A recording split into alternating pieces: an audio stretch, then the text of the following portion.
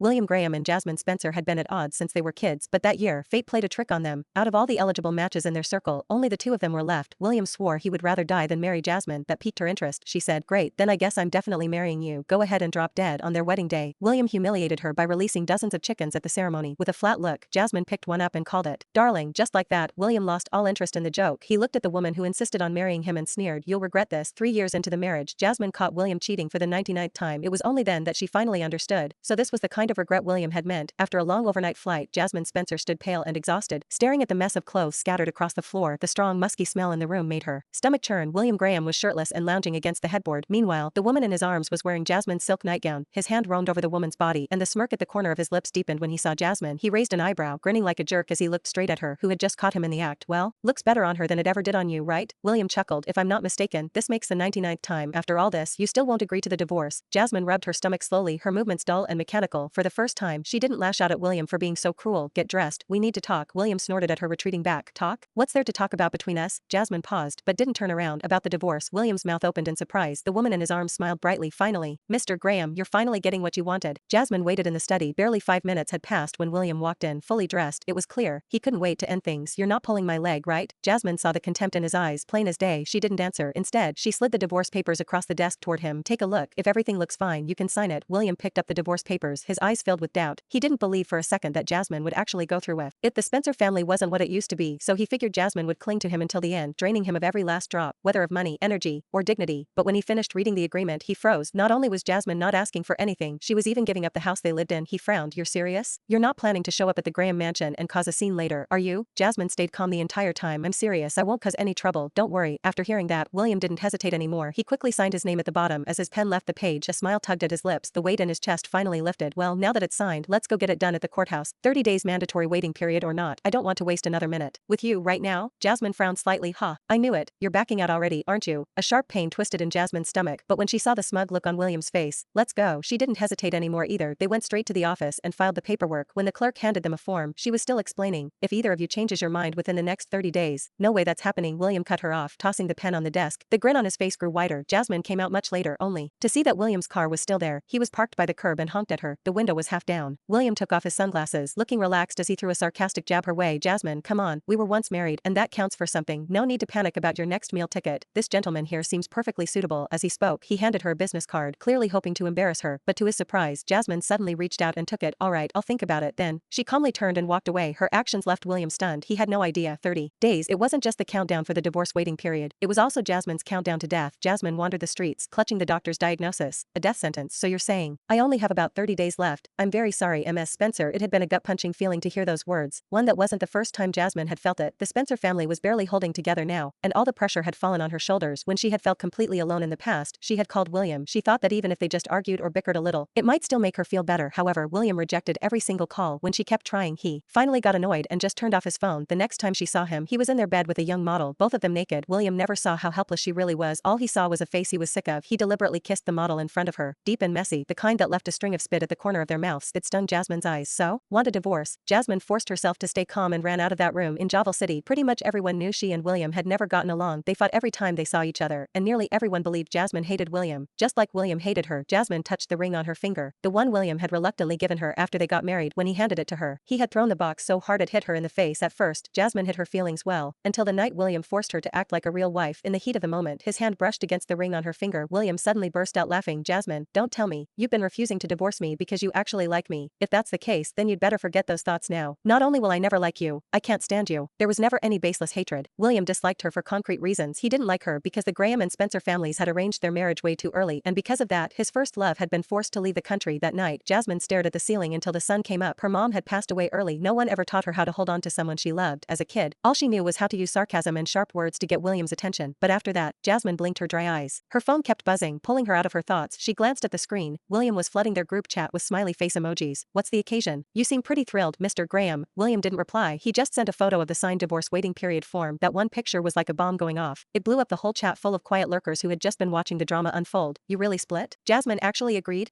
"This is amazing news. William, you finally got rid of that burden, time to celebrate. You said just last week that you couldn't even sleep after seeing her face every night. Now you're free. Switch out 10 or 20 women if you want. No one's stopping you, but isn't it weird? William's hooked up with so many models, and Jasmine put up with it all. Why is she suddenly not putting up with it now? You think think she's messing with you? What if she ghosts you at the end and you can't even file the papers? That comment made the whole group fall silent. Right after that, Jasmine's phone started ringing. Jasmine, you're not playing me, right? After the 30-day waiting period, you're really going to show up and get our divorce finalized? Jasmine's pale lips curled up into a faint smile and she spoke softly into the phone. Yeah, I'm playing you. What are you going to do about it? On the other end of the line, William was breathing heavily. Jasmine figured if she were standing in front of him right now, she wouldn't even make it through the month. He would probably strangle her on the spot. Before William could start yelling, she laughed again. William, I'm not messing with you this time, but I have one condition. William didn't say a word. Jasmine didn't care and kept going. I want you to do 10 things with me. Once they're done, I'll go with you to sign the divorce papers. I promise. I'll disappear from your world for good. That promise was tempting. William frowned. 10 is too much. 5. Jasmine chuckled. Fine. The first thing? She wanted William to take her to a charity gala. She dressed to the nines. When William came to pick her up, his fingers were flying over his phone screen, eyes locked on it. He didn't even glance at her once. Jasmine didn't mind. She knew better than to expect anything sweet out of his mouth, but oddly enough, once she got into the car, William finally looked up at her and frowned. Did you lose weight? Your face looks pale. Honestly, you look awful. Jasmine curled her fingers slightly but stared straight ahead, saying nothing. When they got out of the car, William grabbed her hand. Jasmine flinched, and he sneered. What? We've held hands before. We've done way more than that. Don't act all shy now. Her icy hand was wrapped in the heat of his palm. It wasn't the first time William had held her hand, but it was the first time he had ever done it on his own. People around them stared wide-eyed at the strange, sudden harmony between them. After the auction started, Jasmine spotted something she really wanted. She instinctively raised her paddle, only to have the man beside her beat her to it.